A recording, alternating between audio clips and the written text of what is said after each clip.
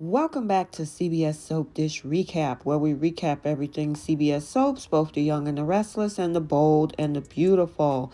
And this is your bold and the beautiful recap for September 23rd.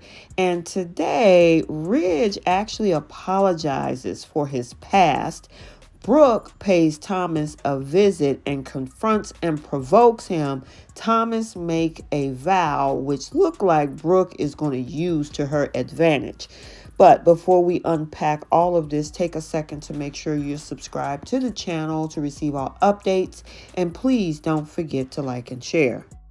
So over at the Cliff House, Taylor interrupts once again Finn and Steffi for the 100th time. Girl, go get your own place.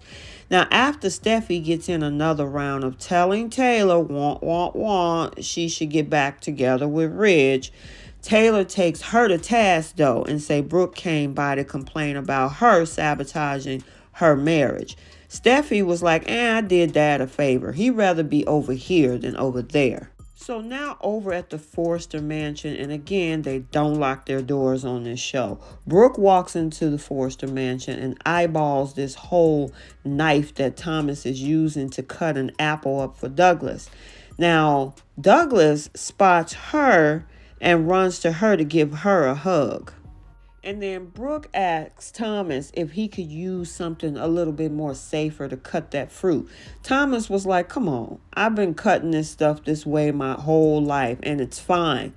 Douglas wanted Brooke to come bowling with them over the weekend, but Thomas said, Brooke is too busy.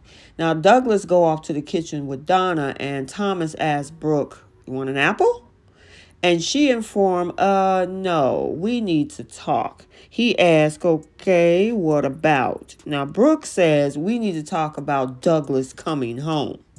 And Thomas was like, Douglas is already at home. Now, Brooke argues that he hasn't been at his other home in a long time where he feels safe and Hope don't play with knives. Thomas was like, I'll just use a peeler next time and assure her that, I can protect my own son. Brooke confronts him about being there when Steffi intercepted that phone call to Ridge the other night and was ranting about them sabotaging her marriage to Ridge. Ridge is over there again at the Cliff House. He comes in with teddy bears for the kids and Steffi tells him they're out with Amelia. Now Steffi suggests he stay again for another family dinner and Ridge said, I gotta check with Brooke. He also told her about Steffi answering his phone. Now, Steffi argues that he and Taylor were reconnecting and, I hope we have more nights like that. I really do. Ridge just pretty much at this point is shaking his head. But you ain't running up out of that house either, Ridge. Now, back over at the Forrester mansion, Thomas tells Brooke that she is overreacting and asks if there's some emergency for her to have to interrupt the family night. Brooke was like, wait a minute, I don't need an emergency to call my husband, and explains that she was planning a special night for him. Now, Thomas guesses it had something to do with a red teddy and some giggling. Now, Ridge is probably bored by this, Thomas says, and Brooke maintained that Steffi was wrong to intercept her phone call. She wants them to respect her marriage with Ridge, and she wants Douglas to return to Hope's. Now, he had to come home. Thomas was like, says who? You? He knows it's going to be hard for Brooke, but she needs to just stay out of their lives. Now, back over at the Cliff House, Ridge, Taylor, Finn, and Steffi are still having conversation. Steffi tells Ridge he's acting like though there's nowhere else he'd rather be. She goes into this whole recap that Thomas is spending time with Douglas, her husband is back, meaning Finn, and it's a miracle. And Taylor and Ridge, you guys are reconnecting. You two belong together. Dad, just come home. Be back with Mom. Now, back over at the Forrester mansion, Brooke won't sit back and say nothing about what Thomas is doing. She accuses him of using his son to make a problem for her and Ridge. Thomas is in disbelief. Him stepping up and being a father to Douglas isn't about her. Now, Brooke refers to his issues and he complains as she's always lurking around and bulldozing her way through his family like an oversexed gold digger that affects a child. Now, Brooke won't take accountability and responsibility, and Thomas was like, I'm not surprised. Thomas says he and Steffi are putting it all behind them because the Forresters are rising up. His parents' time together has finally come. Now, back over at the Cliff House, Ridge is going over how much he admires Taylor and Finn for helping people because as long as he can remember, he's been selfish and making a lot of bad choices, which also affected his kids, especially when they were younger. He marveled at the fact that Finn always come home and their kids were growing up knowing what a father and a husband should look like. And he went on talking about how you're going to take care of your family. You're not going to be sidetracked by some. And then he didn't say anything.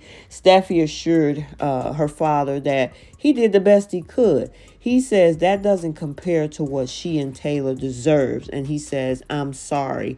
And then he embraces Steffi. Now, after Finn and Steffi went off to work, Ridge is now talking to Taylor, telling her that he meant what he said earlier. He could have been a better dad and a better husband. Now, Taylor says that doesn't do any good to hold on to, feelings of guilt and shame. Now, Ridge says he knows that when she came back all those years ago, that was their time to be together. It was what Thomas, Steffi, and Phoebe wanted. But he turned his back on her and his beautiful family. Now, Taylor insists time heals all or most wounds. Of course, it left an imprint on the kids, though.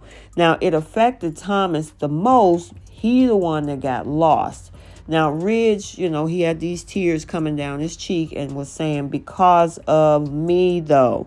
Now, Taylor tries to make him feel better and says that the future gives them a chance to decide how they want to love and be loved back, like right now.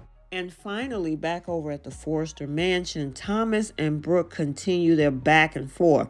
He taunts that all of her kids have left LA except for Hope, and it's almost like they wanted to get away from her. She eyeballs this knife that he's wielding as he picks it up again and cuts pieces off the apple to eat.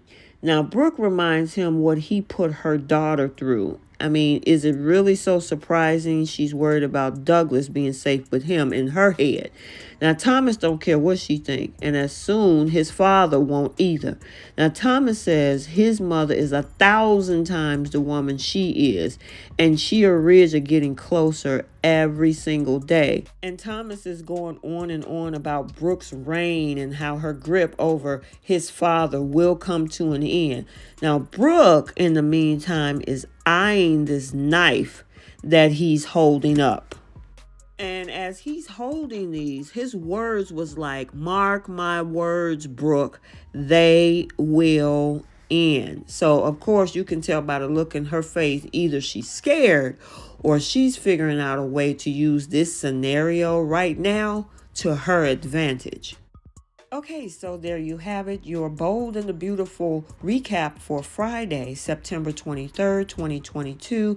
If you haven't checked out the Young and the Restless recap also for today, it has been already uploaded to the channel.